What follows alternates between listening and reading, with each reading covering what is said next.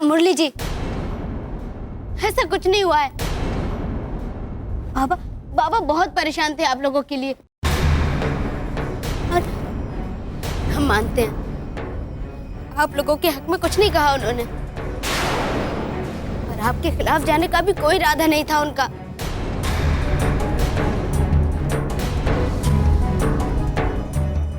हम फिर इस बात को कहते हैं कि आपने ही हमें आके बचाया था।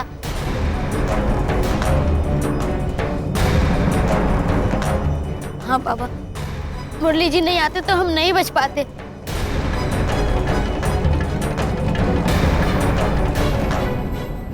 आपकी भावनाओं की बात करते हैं। अरे जिस इंसान ने आपकी बेटी की जिंदगी बचाई है ना, उसे सर पे बिठा के रखते हैं आप। एहसान मानते हैं उसका। बदले में क्या दिया आपने? जेल, अत्याचार, बेइज्जती। जानते हैं हमारी मां पे हाथ उठाया गया वहां। हमारे बाबूजी वहां फर्श पे ऐसे पड़े हुए थे जैसे सड़क का कोई भिखारी अपनी आखिरी सांसें ले रहा हो। जानते हैं आप? लेकिन तब भी किसी को तरस नहीं आया उन पे। अरे उनका इलाज तो बहुत दूर, पानी की एक बूंद तक नहीं दी गई उन्हें।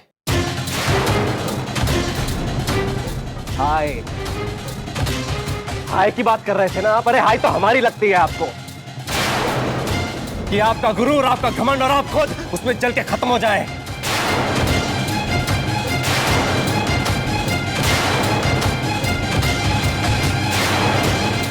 और हमें कोई पछतावा नहीं है अपने किए पे, रत्ती भर का पछतावा नहीं है। हमने वही किया जो कोई भी बेटा अपने परिवार के लिए करता है। और क्यों हो पछतावा? क्यों हो? जब आप हम सब पे आपकी बेटी को चलाने का केस ठोक सकते हैं, तो अपने परिवार की रक्षा करने के लिए हम आपको झूठा, आपको मक्कार क्यों नहीं कह सकते? हमने किसी पर कोई केस नहीं किया है। पुलिस ने सिर्फ अपना काम किया है। लेकिन तुमने सोच समझकर यह साजिश की है मेरे खिलाफ, क्योंकि यही तुम्हारी असलियत है, यही फितरत है तेरी। पहले से हमसे ऐसे ही खेल खेलते आए हो तुम। पहले हमारी बेटी से शादी की, लोगों के सामने महान बनकर घूमता रहा, एक बाप, एक माँ, एक बेटी का उद्धार करने की बात करते रहे। कौन जानता था कि शादी की आड़ में तुम सब लोग अपनी तिजोरियां भर रहे थे।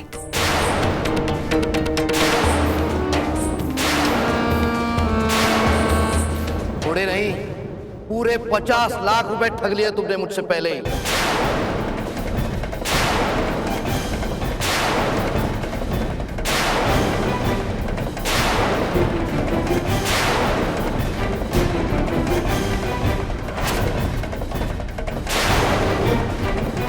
पालतू जानवर भी फेंकी हुई रोटी की इज्जत रखता है, तूने तो वो भी नहीं किया। मेरी बेटी के साथ रिश्ता तो तोड़ दिया, हमसे सब छुपाया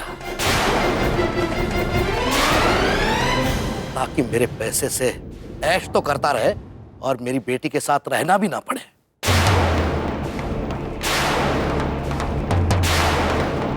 और जब सच्चाई सामने आई, ये ऐशो आराम, ये घर छोड़ने की नौबत आई, तो नया नाटक, बंसीलाल की बीमारी का।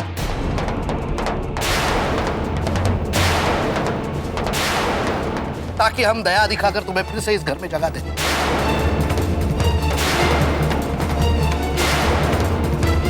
तेरे घर वालों को भी मानना पड़ेगा, रिश्तों की दलाली पर उतर आए लेकिन खेल नहीं छोड़ा।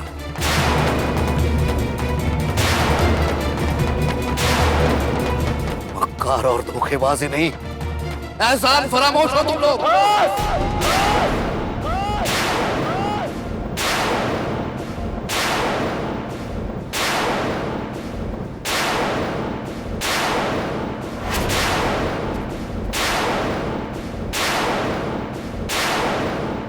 बस। कैसा एहसान? कौन सा एहसान?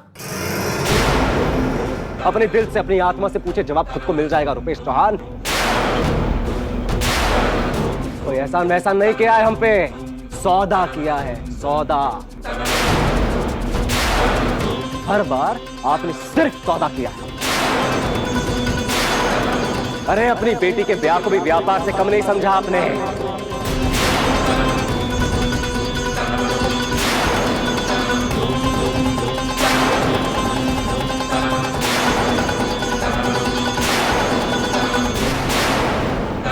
जानते थे ना इतनी बड़ी खोट है इसमें, कौन करेगा इससे ब्याह?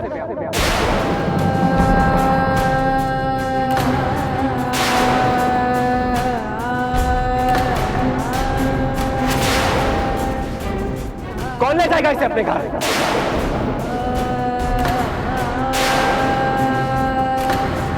लेकिन बाप गरीबों की किस्मत खरीदने की ताकत रखता है ना, तो इसलिए बेटी चाहे जैसी भी हो, ब्याह तो हो जाएगा इसका।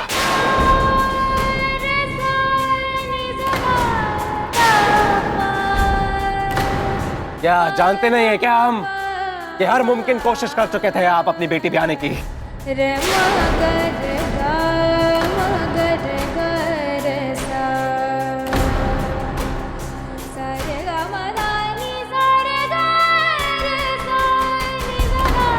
और जब कुछ नहीं हुआ तो अंत में सौदेबाजी पे उतर आया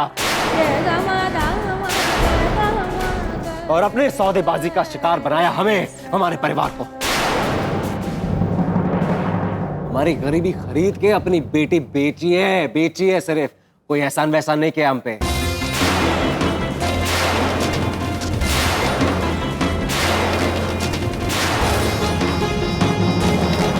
और अगर इस रिश्ते में किसी ने किसी पे एहसान किया भी है तो वो हम हैं, हम।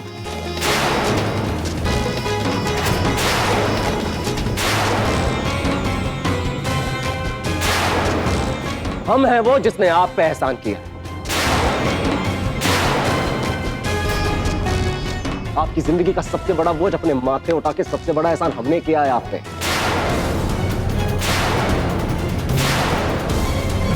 और उसके बाद याद है उसके बाद जब सड़क पे आ गए थे, खाने के लाले पड़ गए थे आप सबके,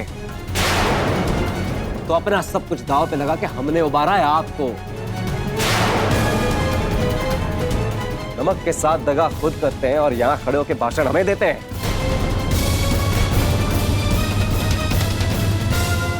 देखा भारती,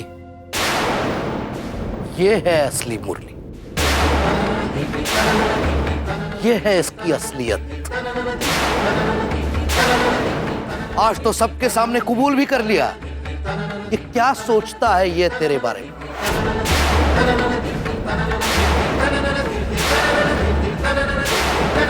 तो इस पर दया दिखाकर इन्हें वापस लेकर आना चाहती थी।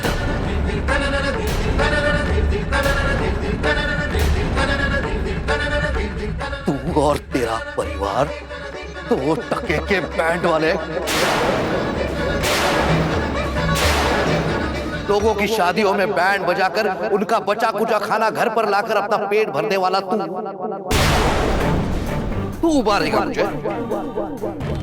अरे हैसियत देखिए अपनी, औकात देखिए। और अब इतना छटपटा रहा है क्योंकि तेरी कोई चाल काम नहीं कर रही है। तू और तेरा परिवार फिर उसी भूखमरी की जिंदगी में वापस लौटेगा।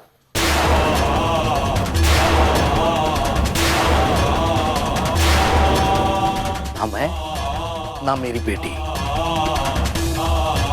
कोई परवाह नहीं करेगा तेरी।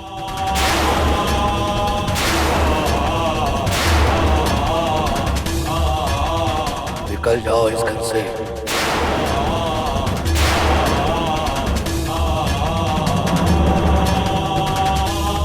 निकल जाओ यहाँ से, निकल जाओ यहाँ से, निकल जाओ यहाँ से, निकल जाओ यहाँ से, निकल जाओ यहाँ से, निकल जाओ यहाँ से, निकल जाओ यहाँ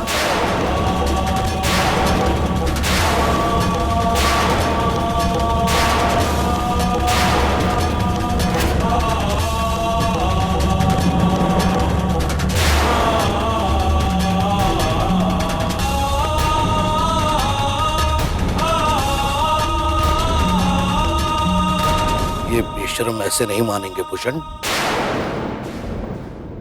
इनका सारा सामान अभी उठाकर बाहर फेंक देते।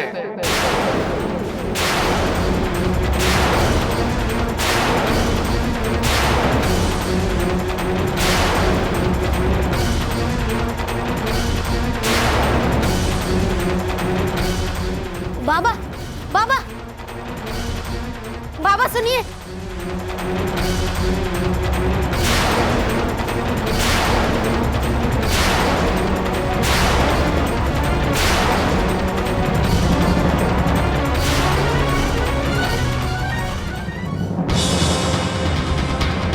बंसीलाल उठ। बहुत मजे उड़ा लिए मेरे दम पे, अब अपने औकात पे आ जा। क्या किसी खैराती अस्पताल में अपने लिए बिस्तर ढूंढ।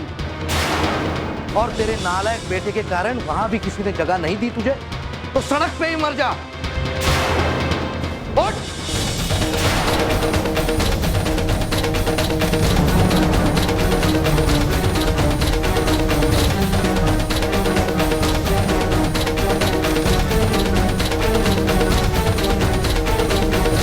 बाबा नहीं। बाबा बाबा बाबा आप गुस्से में समझ नहीं पा रहे हैं। थोड़ा ठंडे दिमाग से सोचिए बाबा। जो कुछ हुआ है वो गलतफहमी के कारण हुआ है, और उसमें थोड़ी बहुत गलती तो हमसे भी हुई है ना बाबा। हम आपस में बैठ के सुलझा सकते हैं ना ये सब। अब सुलझाने जैसा कुछ बाकी नहीं है भारती, और मुझे सुलझाना भी नहीं है। बाबा भूषण चाचा आप कुछ समझाइए ना बाबा को। नहीं बिटिया, लाला जी को मत रोको, वो जो कर रहे हैं सही कर रहे हैं। चलो भूषण, इनको अभी बाबा। उठाकर बाहर फेंक देते हैं। बाबूजी आप उठिए मत। अब लेट जाइए। बाबा नहीं बाबा।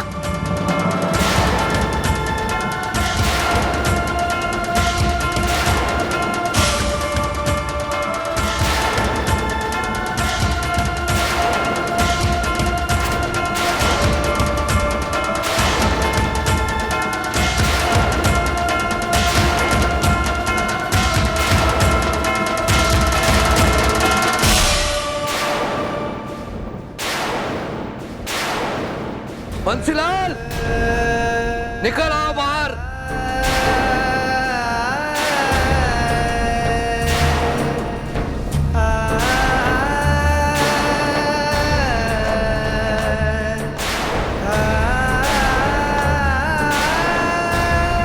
बाबूजी, बाबूजी, बाबूजी।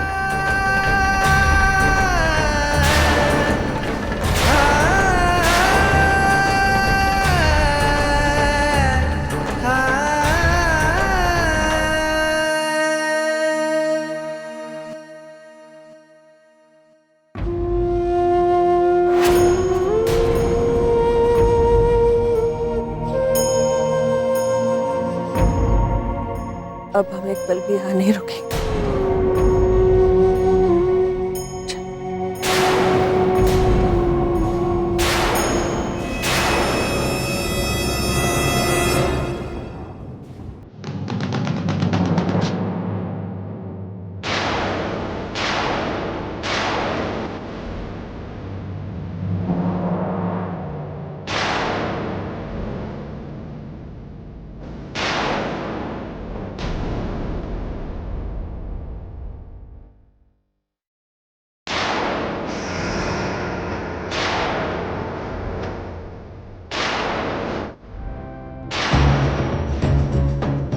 कोई कहीं नहीं जाएगा माँ।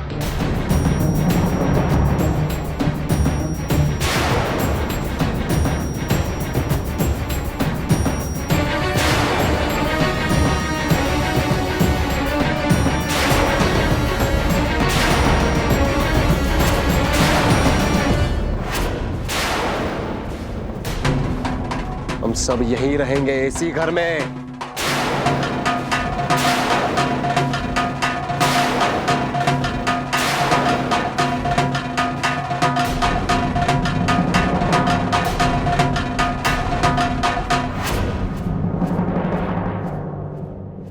नहीं जाओगे तो धक्के मारकर फेंक दूंगा बाबू।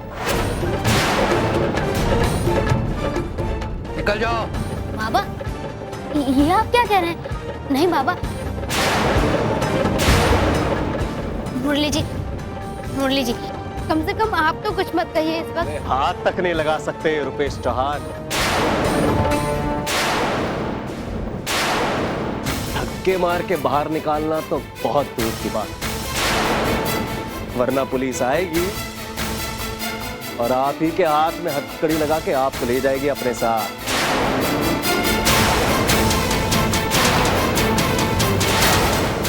ये घर भारती के नाम पे है, जो कायदे से कानून से पत्नी लगती है हमारी।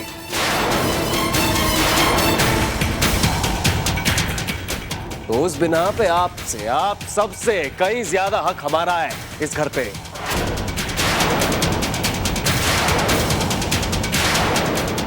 चौंकिए मत रुपेश चौहान, अभी तो पूरा हिसाब बाकी है। हमारे कारोबार में पूरे 50% के हिस्सेदार हम हैं।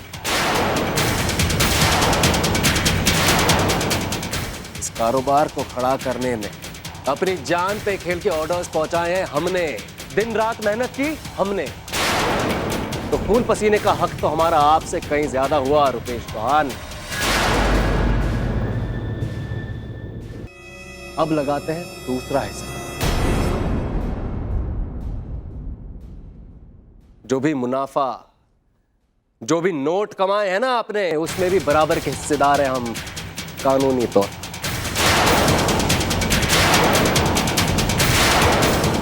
लाइए लाइए वो एक एक पाई लाइए, तभी घर छोड़ेंगे ये।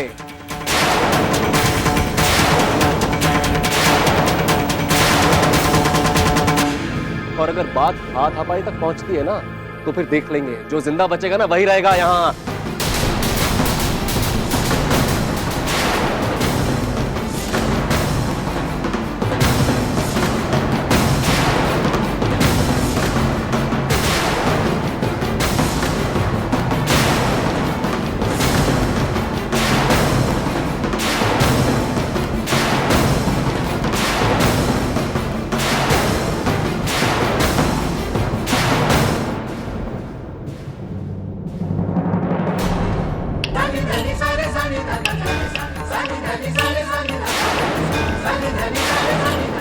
बारह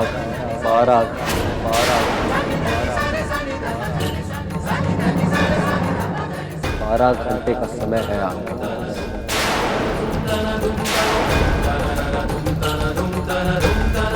कितने? 12। इन 12 घंटों में हमारी एक एक बाइक रुक जानी चाहिए रुपेश चौहान, वरना बात कहां से कहां पहुंचेगी हम बताएंगे आप।